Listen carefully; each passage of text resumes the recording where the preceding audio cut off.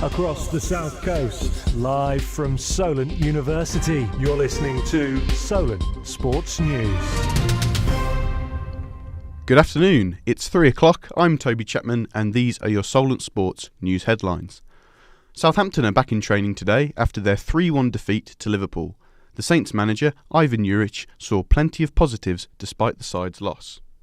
I think the players feel very comfortable and we did some really good things. I think they did well. We work hard this week. They understand the things when we are hard pressure, when we are back, and they did well. The tough experience will put them in good stead for this weekend's clash against fellow bottom four side Wolverhampton Wanderers. It's not the moment to talk about the title race, says Arsenal manager Mikel Arteta.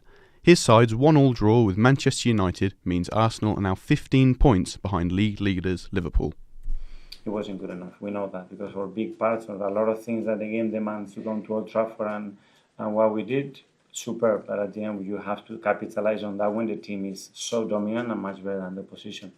And today we didn't. And then you have to overturn a result, which we know how difficult it is to do that here. And you have to expose yourself a little bit more because you have to take more risk as well, and then the game, as I said before, could have gone the other way in the last few minutes. The Gunners can close the gap, however, to 12 points as they play their game in hand at home to Chelsea this Sunday.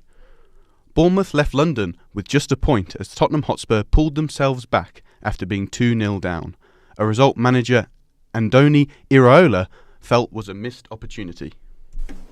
Yes, I think we are disappointed. No, I think before coming here, probably is not the worst result. A point here, difficult opposition, difficult stadium to play. But considering how the game has gone, our performance, definitely the feeling of losing 2 points. Yes. This leaves the Cherries without a win in their last 3 Premier League matches.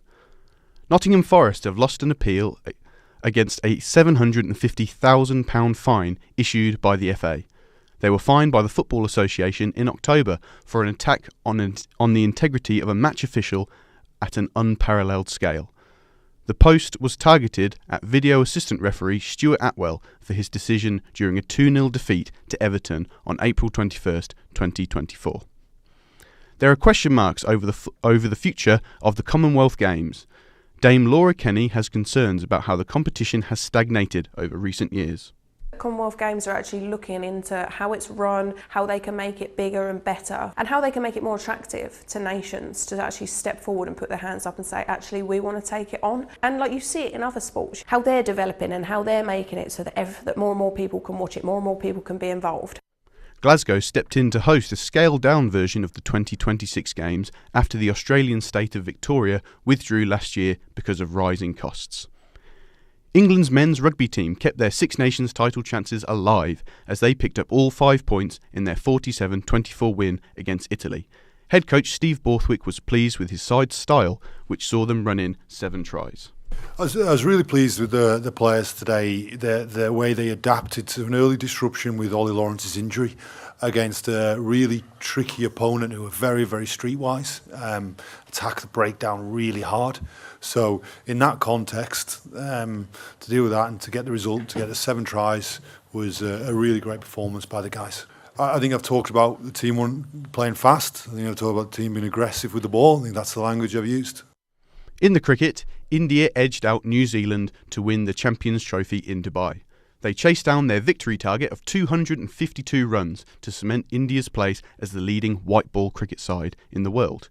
Captain Rohit Sharma says his side have once again dealt with the nation's huge expectations. Boys and the team have actually managed to put that aside and just focus on how to win games and how to enjoy the game.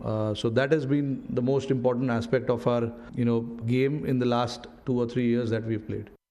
We have sports reporter Tom Wilkinson in the studio with us.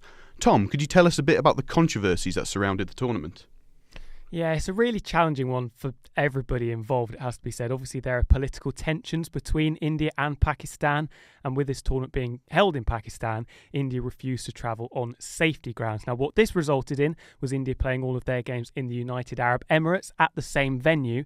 Their coach Gautam Gambhir rubbished suggestions that it would provide a competitive advantage, but you don't need to be a genius to know that playing at the same games with no travel in between does provide a little bit of a boost. Thank you very much, Tom. That's all for us this hour. We'll be back we'll be back in an hour's time for our final show of the day.